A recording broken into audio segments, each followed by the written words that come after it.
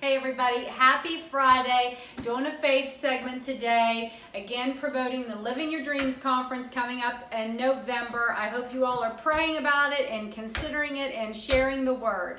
To continue what we've kind of been doing, which is part of the whole point of the conference, as in finding your purpose, finding your identity, and operating and navigating from that place. I'm going to do a talk today on I am, fill in the blank.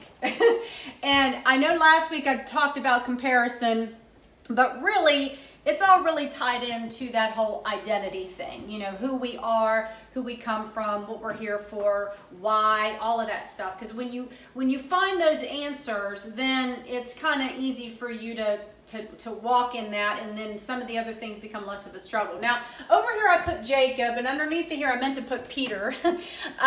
Both of them are kind of what I'm going to use as an example as I talk through this thing, because I can relate a lot with both Jacob and Peter. And just quickly, not to get into a whole lot of detail, but Jacob was somebody that was known as the deceiver, okay? And he did all kinds of things he shouldn't have done. And, you know, Peter was somebody that kind of talked like he was going to do a big thing, but then would run and hide and, you know, to avoid things. But so they're people I can relate with. So today it's I am blank. Now these came from Steve Furtick and John Bevere. I did two different studies. They were kind of unrelated to each other, and I kind of put them together, and this is what I came up with.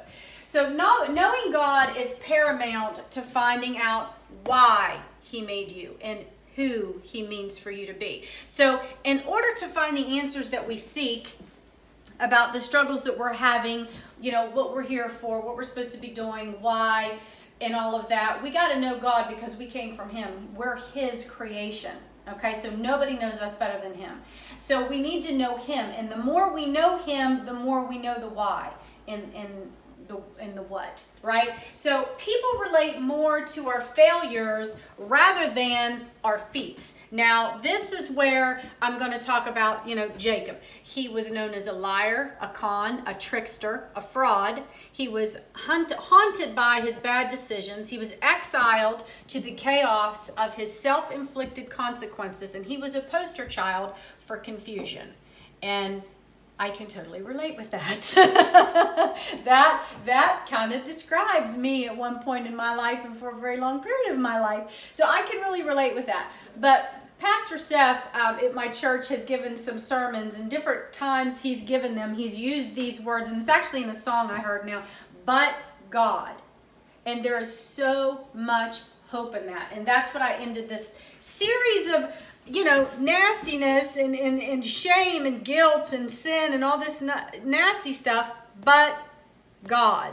And I would encourage you to read on your own 1 Corinthians 1, 26 through 29. And this is the scripture that basically talks about how, but God chooses the weak. He chooses the people that, you know, others don't want anything to do with, that others look down on and judge because they're living sinfully, or they're making choices that they don't agree with, or they're, you know, doing things they shouldn't be doing, whatever. God chooses them anyway. He chooses them anyway because he sees more. You know, all of this stuff that people do is usually a result of something deeper within them that they're not healed from. And what you see on the outside, it is nothing compared to what God sees on the inside. And one of the other sermons that I don't have in here is the sermon of the adulteress, right? Where he goes to the adult. She's coming to the well. The woman at the Samaria is coming to the well, and Jesus meets her there. And, you know,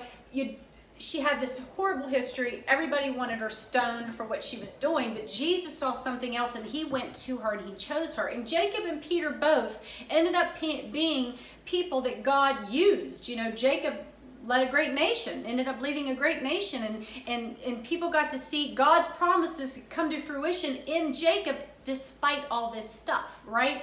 So I love that. I would encourage you to read that. Change occurs as a result of our view of who we are, not who we are. So how we see ourselves. So Psalm 37, 23 to 24, the steps of a good man are ordained. Does that say ordered? Ordered. I don't have my glasses on. The steps of a good man are ordered by the Lord, and he delights in his way. Though he fail, he shall not be utterly cast down, for the Lord upholds him with his hand. And that scripture kind of just touches on all these points right here, okay? So when you allow God to order your steps and you delight in that, regardless of what you do, he's going to use you, and there's hope in that, right? So here's our action steps, right? Acting on information leads to transformation. So when I'm encouraging you, when you go through these action steps, to be willing to do something. You know, knowing it and hearing it and then not doing anything with it is not really of any value. So knowing it and then doing something with it, that's where it becomes live in your life. So step 1 is avoid do-goods and replace them with goals. I really need to have my glasses on. Avoid the do goals and replace them with who goals. Now, what I mean by that is, I know I just said do something as in an action step, but a lot of people will say things that they want to do. I want to, do all these different things in the hopes of dealing with something that's going on inside, right? And replace it with who goals. Who do you want to be? Who do you want to, what kind of a wife do you want to see yourself? What kind of a mother? What kind of a, professional? What kind of a woman? Whatever. So replacing them with who, and then the do kind of falls in place because it's a motives thing at that point, right? So the scripture we have along with that is Malachi 4:2. But to you who fear my name, the Son of Righteousness shall arise with healing in his wings, and you shall go out and grow fat like stall-fed calves. Now, the nutritionist in me is going to say, don't overeat.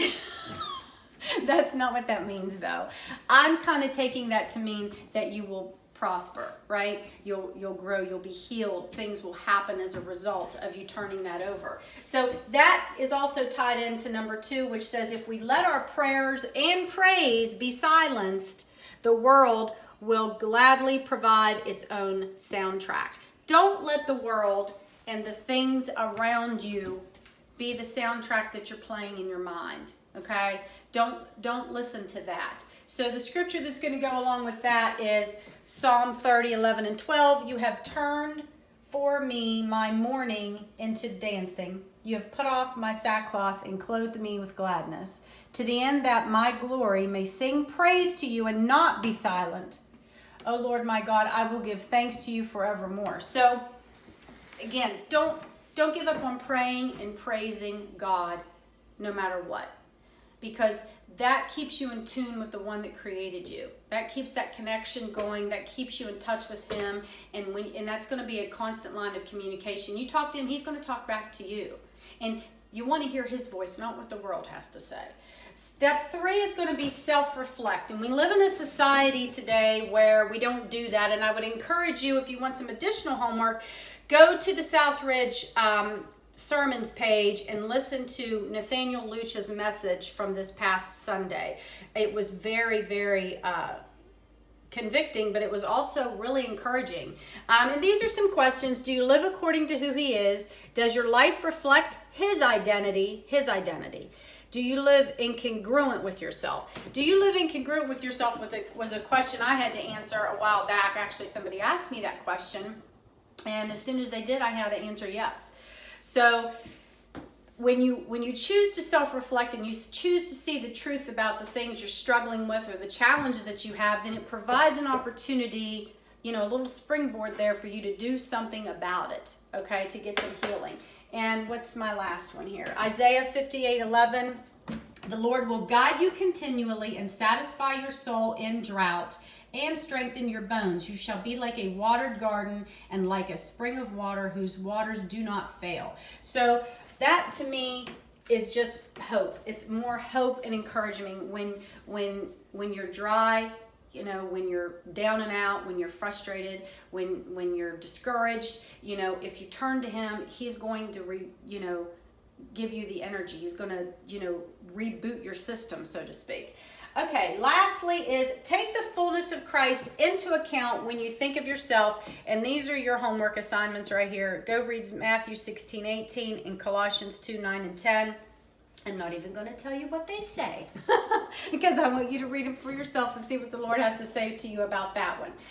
So basically, but what this all boils down to is if you wait till you're ready, you'll always be late, meaning don't put off to tomorrow what you can start today. There's nothing about this that you can't start today. Nothing. You can pray today. You can praise today. You can read today. You can get in the Word today. You can think positively. You can encourage yourself.